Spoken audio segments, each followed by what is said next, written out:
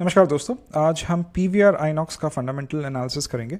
तो PVR INOX is in the movie exhibition business. इस company के थिएटर्स है, मल्टीप्लेक्स चेन्स है, right. The biggest multiplex chain of India, 32% market share है, market leader है ये कंपनी। एंड ये एंटिटी PVR और आइनॉक्स लीजर हुआ करती थी, दो अलग कंपनीज हुआ करते थे, बट PVR ने आइनॉक्स लीजर को अक्वायर किया and this is one big merged entity right now, right. तो 32% मार्केट शेयर है, मार्केट लीडर है, जो सेकेंड स्पॉट पे उसका मार्केट शेयर 20% है। सो this is by far the leading player in this industry, in the movie going space actually, right. तो इस company को मैंने इसलिए शॉर्टलिस्ट किया क्योंकि जो ये सेक्टर है थिएटर का या फिर multiplex sector, it went to the worst of its time in the last 4 to 5 years and it survived. बहुत सारे लोगों ने एक तरह ओबिचरीज लिखना शुरू कर दिए थे 22-23 में, जब covid was at its peak, pandemic पूरा पीक पे था, कि कंज्यूमर प्रेफरेंसेस या कंज्यूमर बिहेवियर इस तरह चेंज हुए कि अब OTT is going to be the future. And OTT में बहुत ज़्यादा इन्वेस्टमेंट हुआ था। 22-23 में करीबन 150 फिल्म्स जो हुई थी वो डायरेक्टली OTT पे लॉन्च हुई थी। थिएटर्स में लोग फिल्म्स नहीं लॉन्च कर रहे थे। तो बहुत सारे एनालिस्ट, इन्वेस्टर्स ने कहा कि the theater business or the movie going business is a business which is of the past and in future it's going to be OTT, right? But एक major turnaround या फिर एक major resurgence दिखा है इस sector में. It survived, it went to the worst of its time.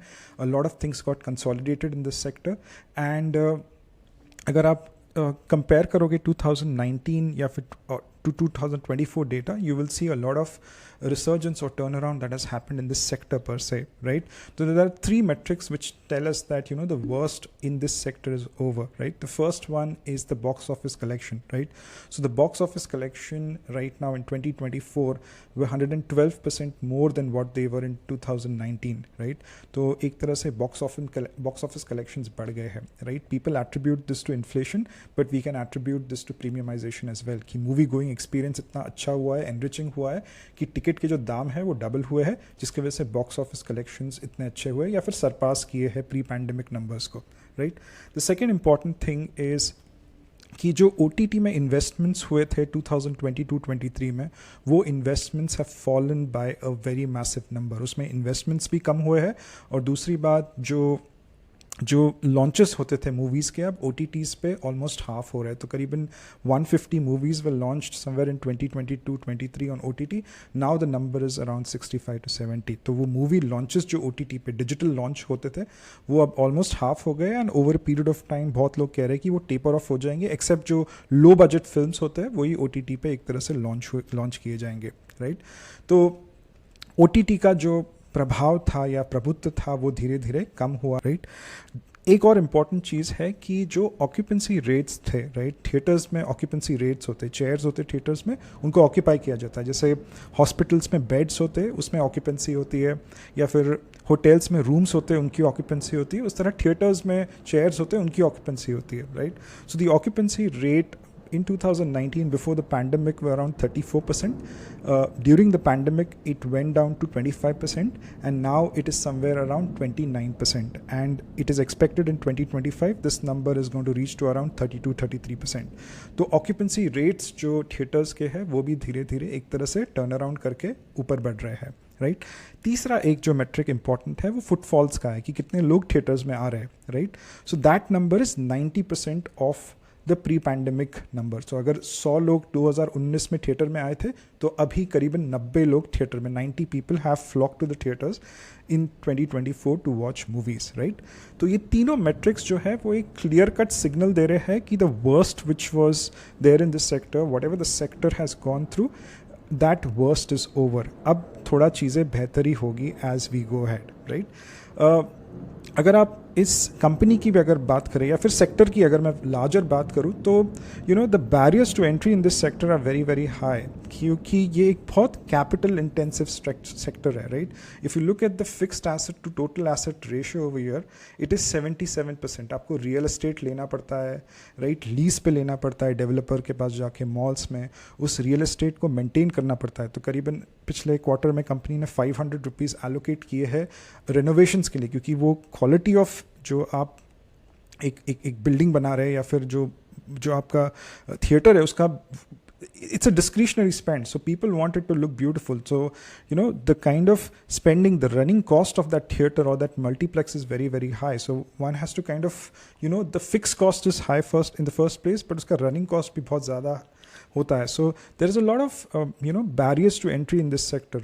You also need to have really good relations with the distributors and the producers and the film actors to actually take their films and launch their films in your respective theaters. तो करीबन 25-30 साल का experience बहुत important माना जाता है for anyone who wants to get into the theater business or for that instance the multiplex business, right?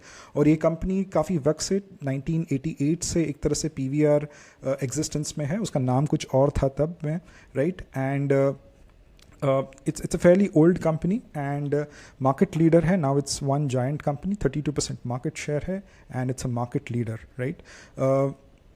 तो इस कंपनी का अगर आप स्टॉक प्राइस देखोगे पिछले 3 सालों का, the stock price have been in a downtrend, serious downtrend है इसका, right? अगर आप देखोगे it is going down, and the reason why the stock price has been going down is because इसका जो profitability है वो negative profitability है कंपनी का, right? तो ये चार्ट थोड़ा विचित्र दिख रहा है because the profitability over here, the EPS growth of the company is a negative. It's a negative profitability company, right? तो basically इस कंपनी को हम इसलिए पढ़ रहे हैं because we expect this company to turn around because the larger metrics about the sector or the space tell us that there is a turnaround, right?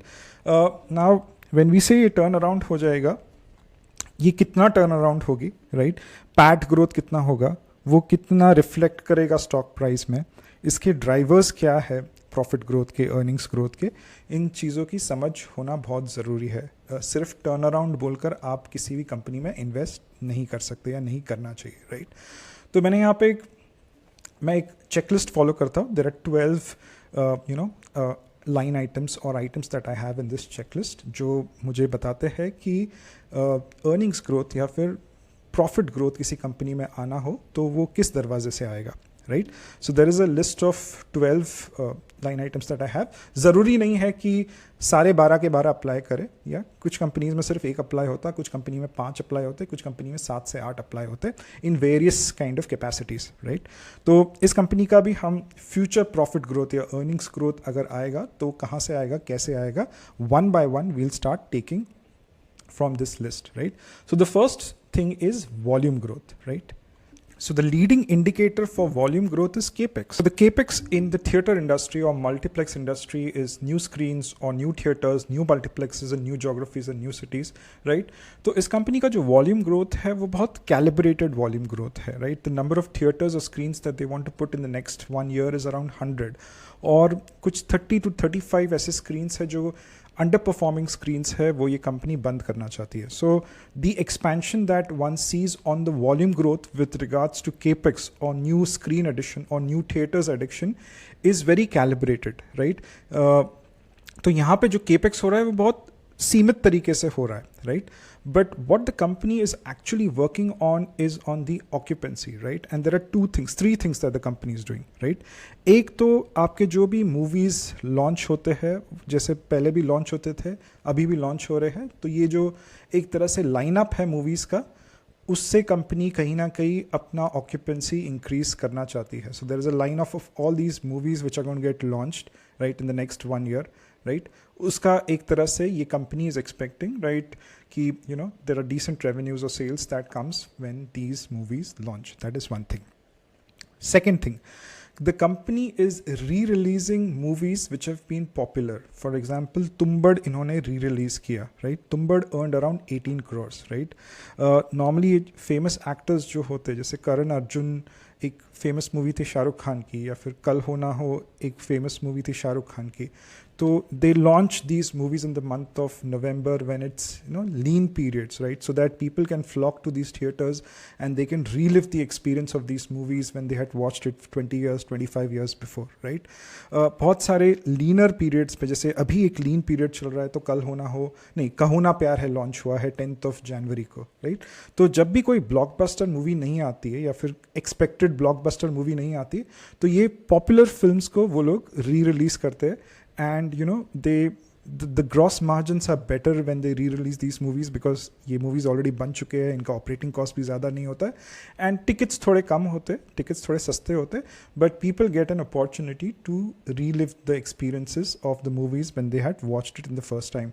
So Tumbbad launch हुई थी, करीबन 18 crores का business दिया तुम्बड़ ने, Rockstar ने करीबन 9 crore का business दिया, लैला मजनू ने करीबन 15 crores का business दिया. तो ये एक नया कंसेप्ट इस कंपनी ने इंट्रोड्यूस किया है और there are 150 odd films that the company wants to launch in the next 1.5 years when the business थोड़ा कमज़ोर या फिर लीनर पीरियड्स, राइट, वीकडेज में स्पेशली, राइट, तो वो टारगेट करके कंपनी आगे करना चाहती है. Another very important thing that they have started is the subscription business, right? तो आप 4 मूवीज वीकडेज में देख सकते हो and you just have to pay 349 rupees, right. तो पर मूवी का कॉस्ट करीबन 89 रुपीज़ या 90 रुपीज़ आएगा, राइट, सिर्फ वीकडेज में. वीकेंड्स में तो फुटफॉल्स अच्छे होते हैं, ऑक्यूपेंसी अच्छा होता है. वीकडे का जो ऑक्यूपेंसी होता है, जैसे मंडे ट्यूसडे कोई थिएटर नहीं जाता है, तो उस आप 4 मूवीज़ देख सकते हो वीकडेज पे. आपको 349 रुपीज़ देना है. सब्सक्रिप्शन मॉडल पे ये कंपनी कर रही है so that the occupancy in the theatres go up. जो 29% की मैंने बात की कि before pandemic it was 34%, during pandemic it was 25%, now it's 29%. The company wants this number to be 34% in the next 1 year. इसलिए ये ऑक्यूपेंसी बढ़ाने की सारी जो भी इनिशिएटिव्स है ये कंपनी कर रही है in order to increase volume growth, right. तो केपेक्स जो कर रही है, just to summarise volume growth, जो केपेक्स कर रही है दैट इज फेयरली कैलिब्रेटेड. ज़्यादा ऐसे कोई मैसिव एक्सपेंशन नहीं हो रहा है, थिएटर्स ऐड नहीं हो रहे, बट थिएटर्स के अंदर जो ऑक्यूपेंसी है उनको इंक्रीज करने के सारे इनिशिएटिव्स कंपनी ले रही है, right. Then you come to value growth, right, premiumisation, right. You extract is not the right word, but you kind of take more money from the one ticket which you sell from the same set of customers, right. So yahan pe what the company is doing is it is completely focusing on the customer experience, right. So IMAX is one thing, these are the formats in which the company is showing people movies, right. IMAX is something which even I have visited. 4DX was a great experience, right. तो ये जो बाकी formats है, that is where the company wants to kind of ensure that 20% of the revenues that come into their business, they come from these formats wherein the tickets are pricey, expensive tickets होते हैं इन सब formats में.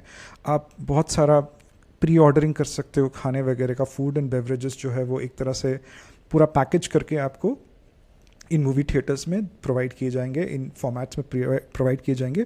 Obviously tickets जो है ये थोड़ी महंगी होंगी. तो company wants to, as I told, 20% जो है अपना बिजनेस एक तरह से ये नए फॉर्मेट्स के थ्रू लेके आना चाहती है. So premiumisation is the second important trigger which the company wants to explore, right. तीसरा जो है वो है operating leverage. This is one of the growth triggers which is there in predominantly manufacturing companies. ये थोड़ा consumer facing company है, इसमें भी कहीं ना कहीं operating leverage का फंडा बैठ सकता है, but इस company पर से में वैसा बैठ नहीं रहा है. So operating leverage is nothing but more sales at the same cost, right? कि आपने थिएटर डाल दिया, occupancy 29% है, इसको 35%, 70%, 90% कैसे करें, right? आपने already capex कर दिया, fixed cost लगा दिया, आप किस तरह occupancy बड़ा एक तरह से इंक्रीज करते हो, right. Again the same things which I spoke about in volume growth as well as value growth. Operating leverage लेके आने की कोशिश की है कि आपने एक थिएटर लगा दिया, इंक्रीज द ऑक्यूपेंसी हो गया, right. Fourth important thing is operational efficiency. आपका ऑपरेटिंग कॉस्ट आप किस तरह कम करोगे, right. This is very important to understand now. तो जैसे मैंने कहा कि the fixed asset to total asset of this company और in this sector is very very high, right. The number which I quoted was 77%. Fixed asset to total asset is 77%. बहुत capital intensive industry है, बहुत लागत, बहुत heavy capex लगाना पड़ता है इस कंपनी में, या फिर जब आप कोई नया थिएटर लॉन्च करते हो, मल्टीप्लेक्स लॉन्च करते हो, it's a very capex heavy business. तो प्रॉब्लम क्या होता है जब आप केपेक्स हैवी बिजनेस में हो, तो आपका जो इनिशियल फिक्स्ड कॉस्ट बहुत ज़्यादा होता है, जिसकी वजह से आपकी प्रॉफिटेबिलिटी कम होती है, राइट. 8%, 7% प्रॉफिटेबिलिटी होती है. And when the profitability goes down then आपका ROE, ROCE बहुत कमज़ोर होता है. जैसे आप इस कंपनी का return on equity, return on capital employed देखोगे तो बहुत कमज़ोर नंबर्स है, right. what the ROC is trying to tell us कि पिछले 5 साल में अगर 100 रुपीज़ इस कंपनी ने इन्वेस्ट किए अपने मैनेजमेंट में, इन्वेस्ट किए अपने बिजनेस में, तो सिर्फ 2% का या ₹2 का फ़ायदा हो रहा है। किसी इक्विटी इन्वेस्टर ने इस कंपनी में अगर ₹100 लगाए हैं पिछले 5 सालों में, तो साल दर साल तो उसको नुकसान हो रहा है ₹10 का, राइट? तो this is not a profitable business model, specially if you are very capital intensive. अगर आपका केपेक्स बहुत ज़्यादा है तो ROE ROC बहुत कम होते हैं, नेगेटिव में होते हैं। इसलिए अगर आप देखोगे the services company, the IT companies are the ones which make a lot of money for the investors, because IT में जो केपेक्स होता है it is nothing but the manpower, right? तो केपेक्स लाइट बिजनेस होता है, asset light business होता है। Asset light business से आपका ROC ROE बहुत अच्छा होता है क्योंकि प्रॉफिटेबिलिटी अच्छी होती है, राइट? तो current model that the company is following is the COCO model. COCO model is company own, company operated. जो आपका मल्टीप्लेक्स होता है, थिएटर होता है, it is company owned and company operated. तो आप मॉल में जाते हो, डेवलपर से एक लीज लेते हो, 15 साल की लीज रहती है। आप एक मिनिमम गारंटी पे करते हो डेवलपर को, क्योंकि लेट्स से आपने आज शुरू कर दिया आपका थिएटर, टिकट्स बिक नहीं रहे या फिर आपके थिएटर के बारे में ज़्यादा लोगों को पता नहीं है, तो थिएटर में कोई आएगा नहीं। बट डेवलपर से तो आपने लिया है, उसका रेंट आपको पे करना पड़ेगा, राइट? तो एक मिनिमम गारंटी जो है पे करनी पड़ती है, क्योंकि every new capex that is done उसका एक जेस्टेशन पीरियड होता है, उसका एक पे बैक टाइम होता है, राइट? तो minimum guarantee something which is the way you ensure the developer की यार मैंने आपकी प्रॉपर्टी ली है, आपको महीने का मैं इतना पैसा दूंगा, भले मैं पैसा बना रहा हूँ या नहीं बना रहा हूँ, राइट? जब मैं पैसा बनाना शुरू करूँगा तो एक रेवेन्यू शेयर होता है, राइट? ₹100 की अगर टिकट है तो करीबन 15 to 17% जो है मैं डेवलपर को दूंगा, right? But the entire cost of the capex, right, renovation का, जैसे 500 करोड़ इन लोग ने रेनोवेशन के लिए साइड में रखे पिछले क्वार्टर में, the entire cost of the capex is borne by the company PVR INOX, and developer को सिर्फ बोलते ना कि एक मिनिमम गारंटी या फिर एक कट दिया जाता है, राइट? तो बहुत लागत लगती है बिजनेस में, एंड बहुत अगर लागत लगती है तो फिर प्रॉफिटेबिलिटी कम होती है, ROE ROC ठुका होता है, एंड बहुत सारा डेट लेना पड़ता है ये सब प्रॉपर्टीज खरीदने के लिए, right? So that's why the company wants to move to a FOFO model. Cocoa से FOFO जाना चाहती है, कंपनी ऑन कंपनी ऑपरेटेड से FOFO, franchise own franchise operated, right? Franchise own franchise operated is nothing but company का नाम इस्तेमाल करो, and the developer is the one who pays for the capex, right? पूरा जो रेनोवेशन का cost है वो डेवलपर उठाता है, ऑपरेटिंग कॉस्ट भी पूरा डेवलपर उठाता है। कंपनी सिर्फ क्वालिटी चेक्स करती है या फिर एक प्लेबुक बनाती है कि क्वालिटी चेक्स ये टिक टिक टिक टिक, राइट? वो कंपनी एकदम एसेट लाइट मॉडल में खुद कुछ लागत नहीं लगाती है। बट यहाँ पे क्या होता है, कंपनी को जो है वो सिर्फ 8 से 10% तक की रॉयल्टी मिलती है। पूरा जो the profit is completely pocketed by the developer or the person who is in charge of that theater or that multiplex, right? So for example अगर आप ज्वेलरी में देखो, कल्याण jewellers is very aggressive on the FOFO model। बहुत सारे branches खोल रहे हैं, बहुत सारे फ्रेंचाइजी खोल रहे हैं। वो लोग बस जो भी फ्रेंचाइजी ओनर्स हैं उनको बोल रहे हैं कि हमें बस रॉयल्टी दीजिए, ये हमारे क्वालिटी चेक से आप एक फ्रेंचाइजी खोल सकते हैं, right? Why people do FOFO, why people go for a franchisee owned, franchisee operated model, right? एक तो स्केलेबिलिटी आसान होती है, you can become a pan India player. जैसे ये कंपनी एक पैन इंडिया प्लेयर है, कुछ 1100 कुछ थिएटर्स है या स्क्रीन है इनके across India. Kalyan Jewellers want to kind of be the next Titan, and you can only be the next Titan when you are a pan India player. तो एक तरह से Kalyan Jeweller wants to be the pan India player, इसलिए scalability बहुत आसान होती है, because आपको एक्स्ट्रा पैसा लाने की ज़रूरत नहीं पड़ती है दुकान खरीदने के लिए, उसको मेंटेन करने के लिए, उसका ऑपरेटिंग कॉस्ट, वो सब सरदर्द कोई और करेगा। आपको बस एक काइंड ऑफ एक रॉयल्टी मिलेगी 8 से 10% की, right? But you would see your branches across the country, in all states of the country, right? तो scalability is one thing. Second is your profitability, right? The fact that you're not putting up money, आपकी लागत बहुत minimum है, तो आपका business जो है वो प्रॉफिटेबल बिजनेस रहेगा, राइट? बहुत हद तक प्रॉफिटेबिलिटी आपकी अच्छी होगी, आपका ROE ROC बहुत अच्छा होगा, राइट? ऑपरेटिंग एक्सपेंसेस ज़्यादा नहीं होंगे, राइट? तो ये कंपनी चाह रही है, PVR INOX की बात कर रहा हूँ, कि they want 50% of their screens to be on the FOFO model in the next 1.5 year. That is something which the company is very serious on, right? तो ये capital light model is a FOCO model, franchisee owned, company operated। तो developer जो है वो franchise, वो capex लेता है, उसमें लागत लगाता है, बट ऑपरेशंस जो है वो कंपनी करती है, राइट? ये दोनों का बीच का मॉडल है, right? So from an existing model which is a COCO model, you go to a FOCO model, right? Franchisee owned, company owned, operated, and then finally you go to a franchisee owned, franchisee operated model. FOFO बोलते हैं, right? ये सबसे asset light model होता है, right? जिससे आपके operating expenses एक तरह से बहुत कम होते हैं. So 50% of the screens company wants to operate on a FOFO model in the next 1.5 year, right? ये बहुत important एक तरह से growth driver है क्योंकि ये आपका cost कम करेगा ये, right? The next part, right, low material cost. ये कोई कमोडिटी कंपनी नहीं है, ये कोई cyclical type of commodity company नहीं, ये कंज्यूमर फेसिंग कंपनी है, तो इसमें ज़्यादा लो मटेरियल कॉस्ट या मटेरियल कॉस्ट का फंडा नहीं आता है, right. Sixth point is debt clearance. ये सबसे इंपॉर्टेंट है क्योंकि कंपनी के बैलेंस शीट पे अगर आप देखो मैसिव डेट है, राइट. मैं एक मिनट बैलेंस शीट खोल देता हूँ. If you look at the balance sheet over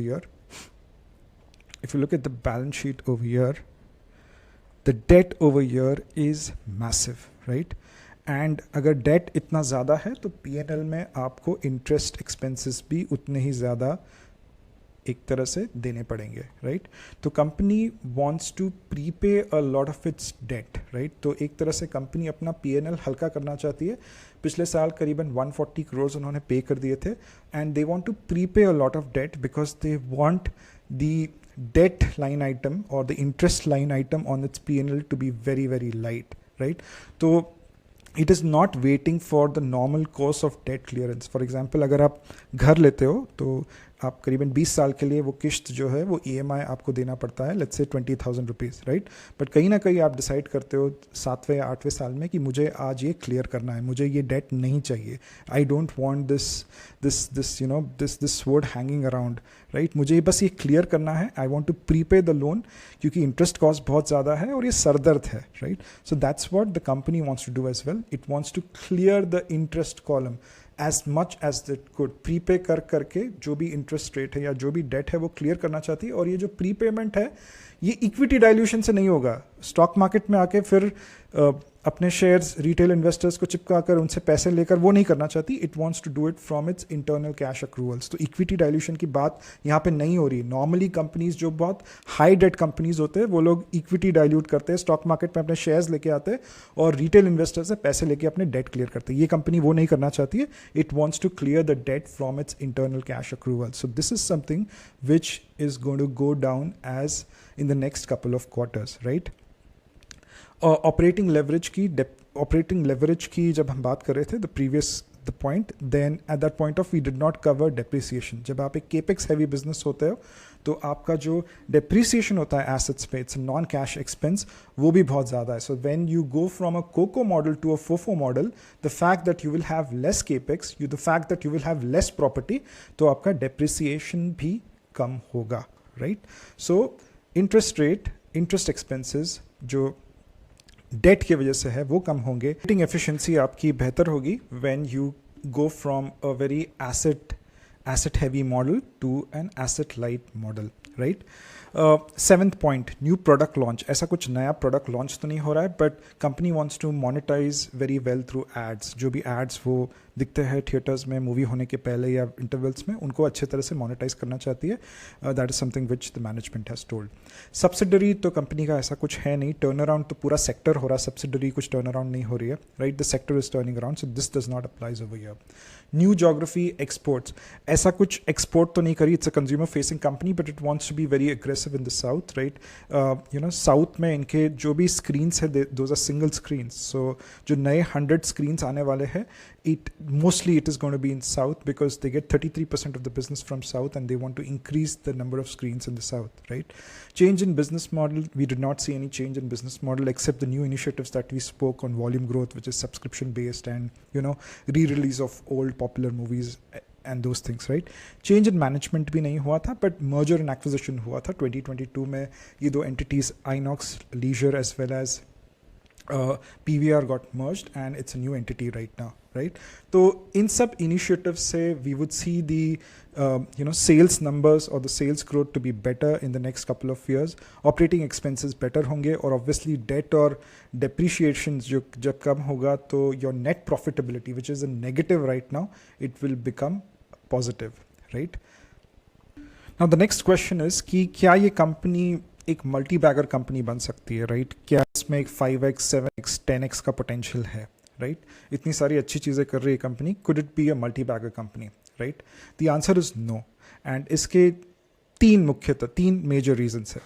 सबसे पहले जो ये just the growth of this sector is happening at a 7% CAGR, right? तो अगर आपका जो सेक्टर है वो 7% CAGR से ग्रो हो रहा है, तो you won't grow at 25-30%, right? You will grow maximum at 12-13, max 15%, right?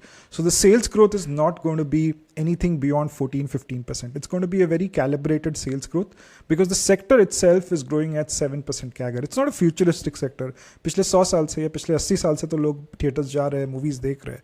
So it's not going to be a high growing futuristic sector. और सेक्टर अगर 7% से ग्रो हो रहा है तो नॉर्मली जो मार्केट लीडर है वो double the pace of the sector पे ग्रो होता है, 14% 15% से ग्रो होता है.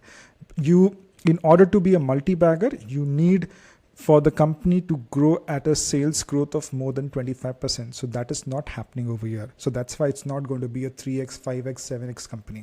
One thing. Second point, theater going is a very discretionary kind of spend, right? For example, the utility, on a utility level, भले movies अगर हम देख रहे हैं तो OTTs ने कहीं ना कहीं सब्सटीट्यूट किया है मूवीज़ को या फिर थिएटर्स को, but at an experience level जो हम थिएटर जाते हैं या फिर मल्टीप्लेक्स जाते हैं, it's for the experience, it's for the theatrical experience, right? It's the outing actually, right? एक डिस्क्रिशनरी स्पेंड है. क्या दूसरे किस्म के डिस्क्रिशनरी स्पेंड्स है अभी? यस, जैसे फॉर एग्जांपल फूड ऑर्डरिंग एक डिस्क्रिशनरी स्पेंड है. तो फैमिली में लोग सोचते हैं कि अगर मैं थिएटर जा रहा हूँ तो करीबन मुझे 1,500 का खर्चा हो जाएगा, राइट? 3 टिकट्स के लिए से 1,500 का खर्चा हो जाएगा. मैं कुछ बाहर से खाना मंगा लेता हूँ जो करीबन 1,000 रुपये में बात बन जाएगी, एक्सपीरियंस मिल जाएगा फैमिली को और 500 रुपये बच भी जाएंगे, राइट? तो एक डिस्क्रिशनरी स्पेंड है. फॉर एग्जाम्पल अभी पिछले साल 2024 में there were 10 crore people who visited theatres, right? क्या ये नंबर 20 करोड़ हो जाएगा 2025 में? नहीं होगा, क्योंकि कोई ऐसे मैसिव टेलविंड्स नहीं है, राइट? 2022-2023 में लोगों ने थिएटर में जाना बंद कर दिया था और OTT में डबल ट्रिपल हो गया था लोगों का एक तरह से मूवी देखना, क्योंकि टेलविंड्स थे. थिएटर में जाना आप नहीं जा सकते क्योंकि एक पैंडेमिक था तभी, राइट? तो कोई एक एक्सटर्नल टेलविंड है यहाँ पे जो विल डबल और triple the number of people who go to movie theatres right now? ऐसा कुछ नहीं हो रहा है. तो एक बहुत कैलिब्रेटेड सस्टेन्ड ग्रो होगा, प्रीमियम ग्रो होगा, वैल्यू ग्रोथ होगा इसमें. So it's not going to be 25+ sales growth, nor it's going to be like a hyper growth company, frankly speaking, right? अगर आप एक और चीज़ देखोगे इसमें शेयर होल्डिंग पैटर्न में, इसमें FIIs और DIIs भारी मात्रा में. तो FIIs are 21%, DIIs are around 40%. तो 60% जो स्टेक होल्डिंग है वो FIIs DIIs के पास ही है, राइट?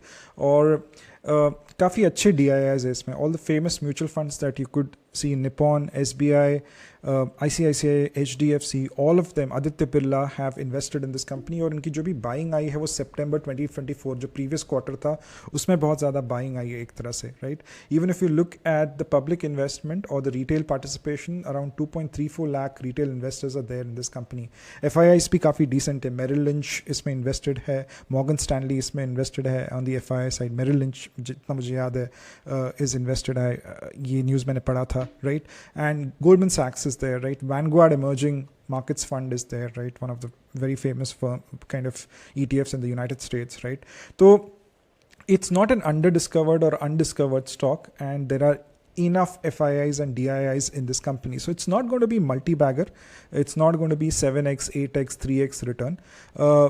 जो stock price है, it will keep on moving down in this turbulent market, and it will give a good opportunity for investors to get into it, right? But इससे expectations काफ़ी realistic रखने पड़ेंगे. Maximum this could be a 2x kind of a stock if it is bought at the right levels, but beyond 2x I find it very difficult, right? Earnings इसमें आ जाएंगे अगले 2 से 3 साल में, but it is definitely not a multi-bagger, right? So this was a brief about PVR Inox. Hope you liked the analysis. If you have, please like and share it, and follow the channel for more such videos. This is not a stock recommendation. Please do your own research before you invest in the markets. Thank you very much for your time. Take care. Bye-bye.